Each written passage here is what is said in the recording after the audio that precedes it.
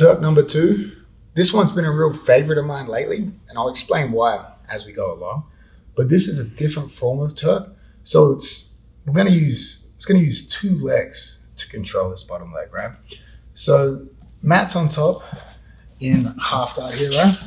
What he's going to look to do, he's going to look to pummel his left foot all the way under the knee here. And he's already starting to create a control, but it's not enough of a control, because you say if we stay here, they can still retract the knee. It's always about killing that knee retraction. So we're going to lock it over our other leg, and we're going to keep that active cross. We're going to back heel with both legs. We're going to flare both knees wide. Heavy emphasis on hip to hip pressure here. When Matt's hips are hitting hard here, it keeps the knee elevated. And again, we've got this crooked sort of angle in the leg, very hard to retract. If our hips were too high and our knees were a bit closer together, they'll still be able to pull their knee out. So again, we need that hip sprawl here. We control the legs, and again, like I'm going to talk later, we're going to address the upper body here. So this is the control here. So you see, if you start freaking out, it's very hard to do it. Very hard to clear that leg. Gives us some time to stabilize the position before we move up the body. The reason I really like this position is because it's a great answer to the half butterfly guard. Half butterfly guard's a pain in the ass to deal with, right? So we switch angles here.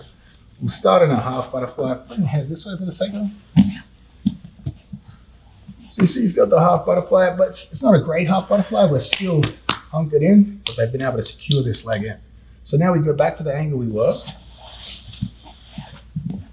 Let's start with a regular half guard, but they've got a half butterfly. So we don't have our leg pummeled just yet. So now we're going to pummel our foot into place here. And we're going to bring our other leg over, lock it up, hip flare, and now try to use the half butterfly. If we've eliminated the bottom leg, we've eliminated a great deal of the threat with the half butterfly. And just by how they pummel their foot into the half butterfly, it actually does present their knee a much better angle here to get this catch. The hardest part will be getting the sensitivity in your leg to keep finding the knee. So let's go back to the very beginning here. Go half butterfly in there. We're heavy here.